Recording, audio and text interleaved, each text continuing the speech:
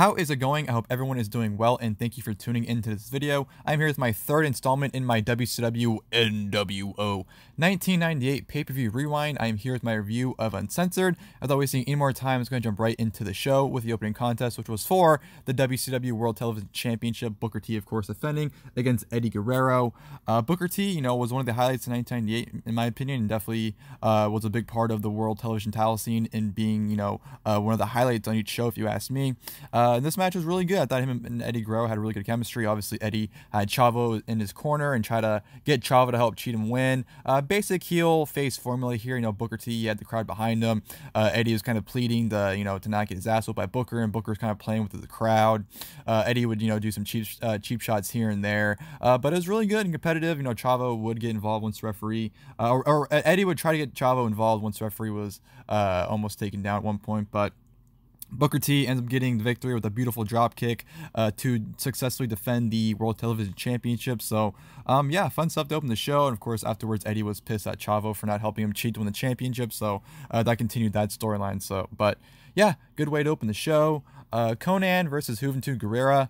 Konnan pretty much is through Juventud Guerrera around, but honestly, this was oddly good for some reason. I thought Juventud had a really good showing for some reason. I thought, the way he was able to kick out everything Konnan was throwing at him. I just thought it was a really good, it's not obviously a David and Goliath type matchup, but Konnan was just pretty much kicking his ass, and Juventud was kicking out everything, and he was giving everything he could to fight back. And I thought they told a really good underdog story with Juventud in this match, and obviously it ended up happening. Konnan got too cocky. It is DDT, but went for a cocky pin, and out of nowhere, Juventud did a crucifix flash pin, 1, 2, 3. Juventud gets a surprise victory. Whole match, he looked pretty good, I thought. Like I said, kicking out of everything, he looked pretty strong, but then they immediately took everything they established with them during this match back when Konnan just beats the fuck out of him and makes him look like a geek by hitting with another DDT. So I thought that post-match beatdown pretty much ruined everything they did with Juventud in that match, but like I said, I thought it was good for what it was. Mean Gene interviewing J.J. Dillon. He unbanned the jackknife powerbomb for the match tonight between Kevin Nash and Giant at the request of the Giant, so that is now legal. So obviously that played into the match. WCW Cruiserweight Championship match. Chris Jericho defending against Malenko. Right from the get-go, Malenko charges Jericho. Really aggressive Malenko here, and some really good back and forth stuff. Obviously the Cruiserweight title division, or just title scene in general, the Cruiserweight division too. Was one of the better parts of WCW around this time, and really was one of the focal points in terms of people's interest. People, if you want to watch a great match, you watch for the Cruiserweights, and yeah, they definitely were a highlight here with Jericho and Malenko. I thought that they had a really good back and forth match, especially the ending stretch.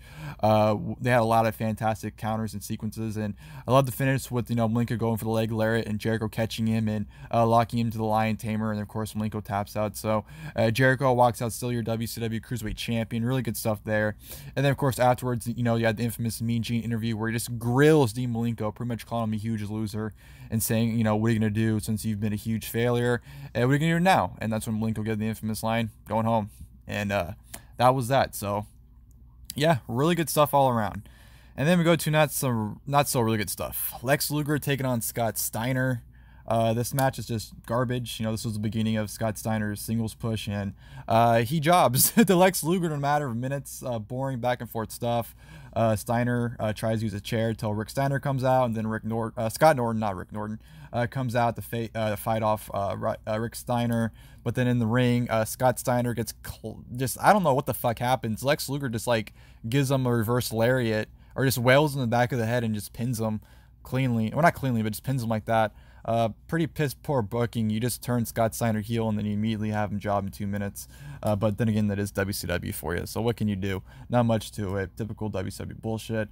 There was a beatdown afterwards on Luger, but Luger is able to fight back. So yeah, nothing really too good. Triple Jeopardy match for the WCW United States Heavyweight Championship. In my opinion, the match of the night. If you're wondering what Triple Jeopardy is, one, it has 3 competitors and it has 3 stipulations. No disqualification, no count out, and falls count anywhere. So in WWE terms, it is a triple threat falls count anywhere match. That's pretty much what it was. And like I said, in my opinion, match tonight, I thought this was excellent. All 3 men just went out there and beat the shit out of each other. They fought their way all the way up to the ramp. Some great near falls onto the stage area as well. I thought, you know, they used pretty much anything they could get their hands on, whether it's crutches, kendo sticks, chairs, anything from the stage, you know, the stage itself. They were getting their hands on it. I thought all of them, you know, showcased great chemistry. Obviously, Benoit and Raven, they've been feuding throughout the beginning of the year, and that kind of led into this triple threat match with DDP for the U.S. Championship. So all around great stuff. You know, Benoit and DDP had a great match on Super Brawl. That's what it was. The people were proud of this. They had a fantastic match there. And this match is great as well. The ending was great. You know, DDP was able to take out Chris Benoit and hit a diamond cutter off the second rope onto the table. But unfortunately, the table didn't break. So it didn't come off as badass as it would have been. But DDP obviously retains. Great match. Like I said, match tonight if you ask me. Kevin Nash taking on the Giant. Of course, a rematch from Sold Out where Kevin Nash dropped the Giant on his head. And that's where the whole neck injury came into effect. And this match here wasn't as good as their Sold Out match. You know, Kevin Nash seemed like he didn't give a shit, and they just didn't really care to work. Giant tried to use the jackknife, which at this point, this is when nWo would come out. Brian Adams would hit the Giant with a baseball bat, so the DQ rings, and the nWo fights the Giant. The Giant fights him off. So for all the build that this match had, you know, considering that, you know, the angle and everything, it definitely didn't have a payoff finish at all, and this was just pretty much, I don't know, nothing. So yeah, all those months of anticipation of the Giant getting revenge, and he didn't get it here, and the match ends with a DQ, which isn't the whole point of Uncensored to be like a no DQ like kind of stipulation night, and then you have a DQ finish. So that's fantastic. But yeah, nothing good.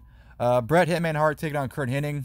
It was a good match, you know, nothing compared to their WWF stuff, but, you know, it's, what can you say? Bret Hart and Curt Hennig in WCW, they didn't give a shit.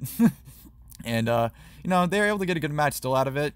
Obviously, the story was Bret locking the sharpshooter. You know, Curt Hennig, I love the story of Curt locking the figure four, because obviously that played into the feud with Ric Flair, which I thought was really good, hinting at that. Obviously, I think the plan at some point was for Bret and Flair to team up against Curt and Rick Rude, but obviously due to Flair, I think suing WCW, had some kind of falling through like weeks later. That obviously never happened, but good stuff there. Ending stretch was good. You know, Hennig hit the perfect plex, which Bret kicked out of, but, you know, Hennig went for a sunset flip powerbomb. Bret countered into sharpshooter, got the submission victory.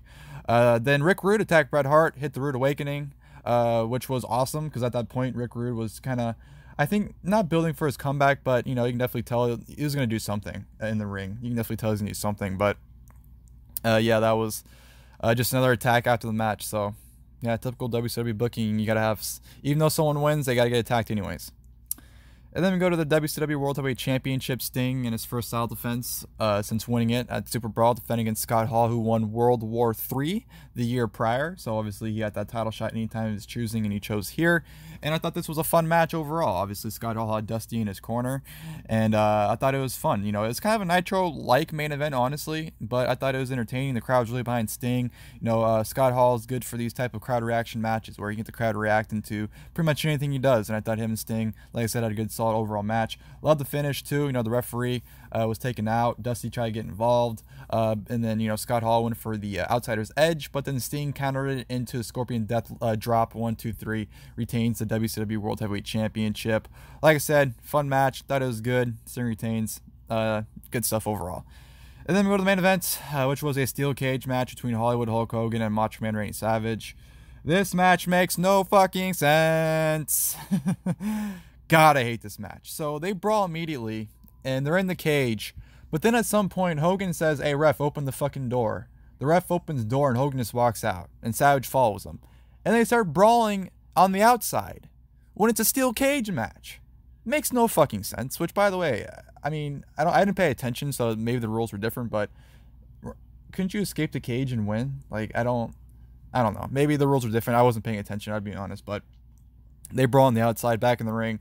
They don't do anything entertaining. The only remotely entertaining spot was when Savage did a double hand axle off the top of the cage on the Hogan. Doesn't go for the pin. Tries to go up again. Looks like for the elbow drop and maybe just escape. But then, you know, I forgot what the fuck his name is. It's a dude that looks like Hogan. He's supposed to be like Hogan's brother or whatever. No pun intended, but decided to play him off as, I forgot what the fuck his name is. My mind's going completely blank. I apologize. But he gets involved. Savage just crawls down like, what the fuck are you doing? It looks like it's going to be a 2-on-1 assault, and then out of nowhere, Sting takes his precious time coming down from the rafters. Stands next to Macho Man. Hogan's overselling it like he's fearing for his fucking life. And then Savage just randomly clocks Sting for no reason. Spits on Hogan, says fuck you still, and just walks out of the cage match. And that's it.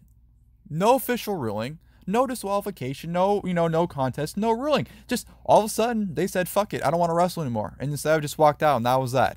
Of course, Hogan's yelling at him that he works for him, that he owns him, blah, blah, blah, but oh my god, that was terrible. Like, obviously, the Macho Man, attacking Sting would lead into the Spring Stampede match at the next pay-per-view, but fuck, man, everything about that main event was just bad. And I know it's WCW, especially at this time. You should never expect a good main event from WCW, at least on pay-per-view, but Jesus, like, it's crazy to watch these things back and just think, like, how the fuck they got away with that stuff. It's absolutely incredible, honestly, but yeah, shit main event nonetheless. But overall, I gotta say, I thought Uncensored was a very good pay-per-view. I thought it was better than Super Brawl. I'm not sure if I'd say it was better than Sold Out, but I'd definitely say it's kind of the same level. I did enjoy the opening match. I thought Juventud and Guerrera, Juventud and Guerrera, same person. Juventud and Conan had a pretty good match for the most part. Jericho and Malenko had a really good match. Obviously, triple Jeopardy match, like I said, in my opinion, was the match of the night. I thought that was fantastic. Bret and Hennig was good. Sting and Scott Hall was good. So for the most part, a good portion of the show, I'd say probably majority of it was good. Very little bad, similar to kind of what Sold Out had. But yeah, overall, I'd still say it was a really good show. I thought it was a lot of fun. Definitely enjoyed it. I've definitely been enjoying this pay-per-view so far. I definitely can't wait to dive into the rest of pay-per-views. I hope you guys have been enjoying the series. If you guys have been enjoying the series, and if you guys enjoyed this video, please make sure to leave a like below. It definitely lets me know if you guys enjoy the series, and it's always good to get that type of feedback from you guys, because I do this for you guys. So obviously, I want to make sure what I'm putting out there is stuff you guys enjoy. So if you enjoyed this, please definitely leave a like below. I'd really appreciate it. But yeah, that'll do it for the video, guys. Until next time, I'll see you guys, and thank you guys for watching the video.